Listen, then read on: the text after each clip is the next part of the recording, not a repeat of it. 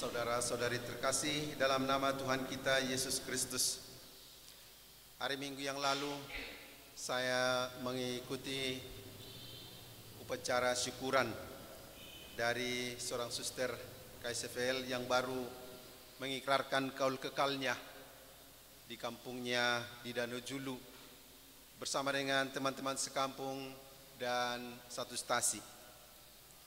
Hari Kamis yang lalu juga mengikuti perayaan 25 tahun membiara Pastor Boni Langgur dan Pastor Sergius Lai dan 40 tahun membiara Pastor Paskalis Pasaribu. Dalam perayaan-perayaan itu, doa-doa harapan-harapan pada umumnya mengatakan semoga setia dalam panggilan dan semoga setia sampai akhir. Begitulah harapan-harapan dan doa-doa dari umat dan juga para pestawan-pestawati sendiri.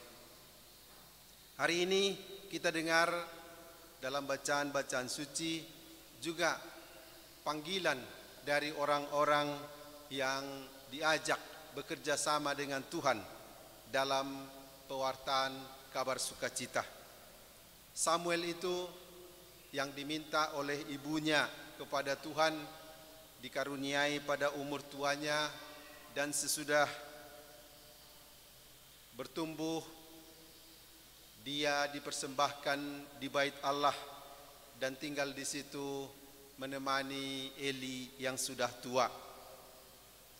Sementara murid-murid Yohanes yang diperkenalkan oleh Yohanes kepada anak domba Allah mengikuti Yesus dan tinggal bersama dengan Yesus. Dan Tuhan memang membutuhkan kolaborasi atau kerjasama dengan manusia untuk maksud menghadirkan kerajaannya di dunia ini. Samuel yang tinggal di bait Allah dipersembahkan oleh orang tuanya belum mengenal Tuhan dalam arti hubungan personal. Maka ketika Allah memanggil dia pergi kepada Eli. Dia pikir Eli yang memanggil dia. Tetapi sesudah 3 kali Eli pun mengerti dan menyarankan supaya Samuel menjawab. Dan pada kali keempat ketika Allah memanggil Samuel, Samuel menjawab, "Bersabdalah ya Tuhan, hambamu mendengarkan." Kalimat yang sangat indah yang juga pantas kita ulang-ulangi dalam hidup kita untuk berkata, "Bersabdalah ya Tuhan, hambamu mendengarkan." Dalam kalimat itu termaktub kesediaan untuk mendengarkan, untuk siap diutus oleh Allah. Bersabdalah ya Tuhan, hambamu mendengarkan, untuk siap mengikuti Tuhan, mengikuti kehendak-Nya. Sementara murid-murid Yohanes yang kemudian mengikuti Yesus, boleh kita katakan merupakan peralihan dari perjanjian lama kepada perjanjian baru, di mana Yohanes sendiri bertugas untuk menjadi perintis untuk memperkenalkan Sang Mesias kepada orang banyak, termasuk kepada murid-muridnya. Dan ketika Yesus bertanya kepada murid-murid itu, "Apa yang kamu cari?"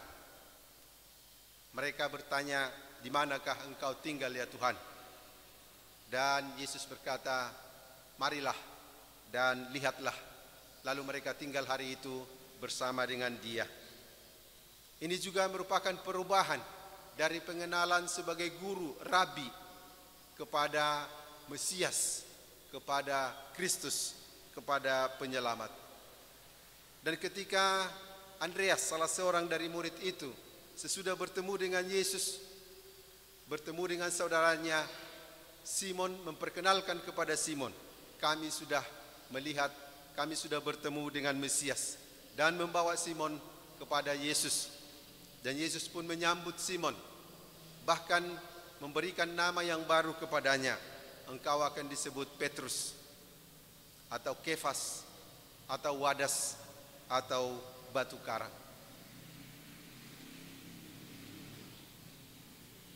Kita dipanggil sejak kita dipermandikan. Kita semua, bukan hanya pastor, bruder, frater, suster, tetapi yang hidup berkeluarga juga dipanggil oleh Tuhan menjadi saksi, menjadi teman sekerja untuk mewartakan kabar sukacita. Pertama-tama panggilan itu adalah tinggal bersama dengan Tuhan. Saya yakin kehadiran kita dalam perayaan Ekaristi ini adalah kerinduan untuk sebentar merasakan bagaimana bertemu dengan Tuhan dalam perayaan ini, mendengarkan sabdanya, bernyanyi bersama, memuji bersama dengan orang-orang lain, untuk melihat, mendengar, bahkan mengecap, menerima tubuhnya dalam sakramen Maha Kudus. Pengalaman bertemu langsung, melihat langsung, mendengar langsung itu sangat penting untuk menguatkan, meneguhkan panggilan kita. Kalau saat ini ada kita kenal menteri yang suka belusukan, yang suka terjun langsung. Kalau ada bencana, kalau ada masalah di tengah-tengah masyarakat, dia datang langsung, mendengar langsung, tinggal bersama mereka, sehingga dapat merasakan, melihat, mendengar dengan jelas, persis apa yang terjadi. Kemudian dengan itu bisa melihat proses, bisa melihat cara penanggulangan kalau ada bencana, kalau ada masalah dengan baik. Tinggal bersama dengan Tuhan menjadi kekuatan kita karena kita bisa merasakan bagaimana Tuhan itu memberikan semangat, memberikan kepastian kepada kita bahwa Dia ingin membawa kita kepada keselamatan. Kedua, kita juga dalam panggilan kita dipanggil untuk menjadi kudus. Dalam bacaan kedua tadi Rasul Paulus menegaskan bahwa tubuh kita adalah untuk Kristus. Tubuh kita bukan untuk percabulan. Tubuh kita adalah bait Roh Kudus, tempat Roh Allah tinggal di dalam diri kita.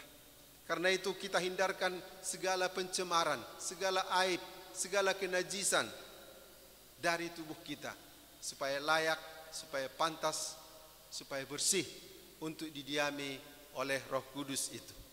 Baik biarawan-biarawati religius maupun kita yang hidup dalam keluarga, hidup dalam kesetiaan, dalam hubungan suami dan istri, juga anak dan orang tua, tinggal dalam kesucian, dalam kekudusan, dalam keharmonisan dengan Tuhan dan sesama.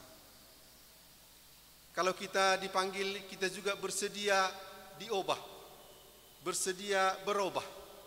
Tadi kita lihat bagaimana Simon yang diperkenalkan, dipertemukan dengan Yesus dan menjadi murid Tuhan, juga diberi nama yang baru oleh Tuhan, namanya Petrus atau Kefas atau batu karang atau Wadas.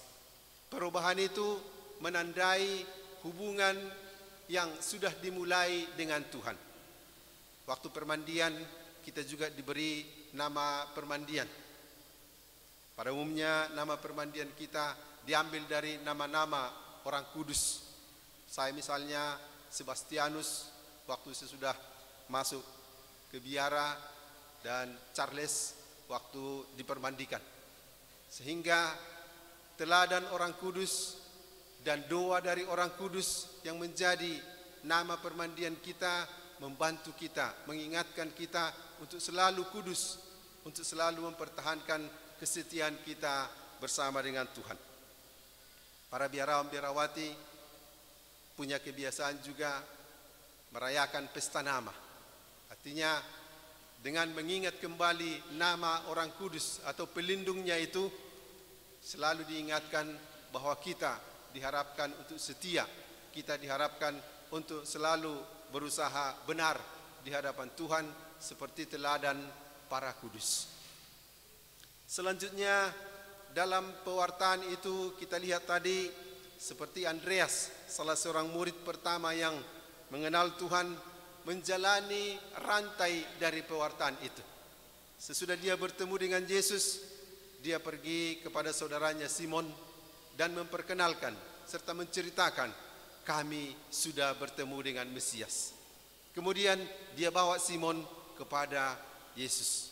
Dan pertemuan dengan Yesus itu memulai hidup yang baru. Demikian juga panggilan untuk kita semua, yakni memperkenalkan Tuhan dalam kehidupan kita. Tidak perlu berkoar-koar, tidak perlu mengunjungi orang satu persatu, tetapi memperkenalkan Tuhan dengan teladan hidup kita yang baik, dengan cara hidup kita yang benar. Dengan demikian Tuhan yang kita perkenalkan bisa dilihat orang lain, dan dengan demikian langsung atau tidak langsung kita juga membawa orang, menuntun orang kepada Kristus, kepada sang kebenaran. Itulah doa, itulah harapan kita pada perayaan Ekaristi ini. Seperti Samuel dan murid-murid Yesus dipanggil oleh Allah, kita semua juga dipanggil, dan kita menyatakan kesediaan kita pada kesempatan ini seperti Samuel. Bersabdalah ya Tuhan, hamba-Mu mendengarkan. Dan semoga dengan pewartaan, dengan teladan hidup kita, semakin banyak orang juga bisa mengenal kebaikan Tuhan. Semakin banyak orang bisa dituntun menjadi murid Kristus. Semakin banyak orang sampai kepada keselamatan. Amin.